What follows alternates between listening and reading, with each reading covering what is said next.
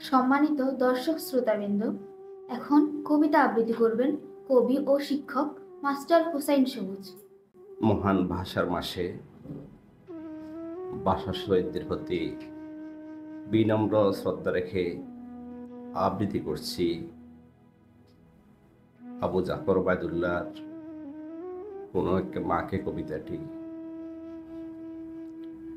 কুমড়ো ফুলে ফুলে নুয়ে পড়েছে লতাটা, স্বজনের ডাঁটায় ভরে গেছে গাছটা, আর আমি ঢালের বড়ি শুকিয়ে রেখেছি।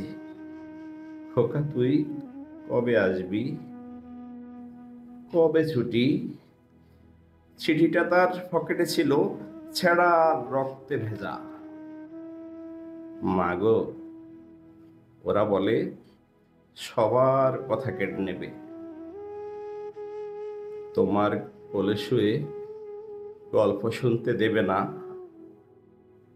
বলো মা, তাই কি হয়? তাই তো আমার দেরি হচ্ছে, তোমার জন্য কথার জুড়ে নিয়ে তবেই না বাড়ি ফিরব।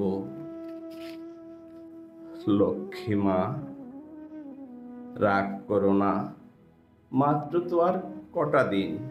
পাগল ছেলে। মা পড়ে আর হাসে।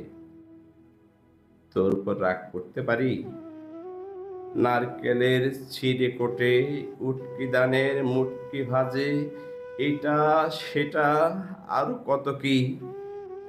আর তার খোকা যে বাড়ি ফিরবে, ক্লান্ত খোকা। কুমড়ো ফুল শুকিয়ে গেছে, ঝরে পড়েছে ডাঁটা, ফুঁই লতাটা নেতানো। খোকা এলি?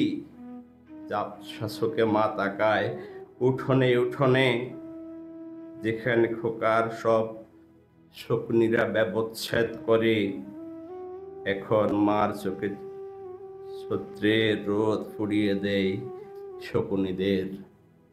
তারপর দাওয়ায় বসে মা আবার ধান বানে, ভিন্নি ধানের খই বাজে। খোকা তার কখন আসে, কখন আসে? এখন মার চোখে শিশির ভোর, স্নেহের রোদে ভিটে পড়েছে। ধন্যবাদ সবাইকে।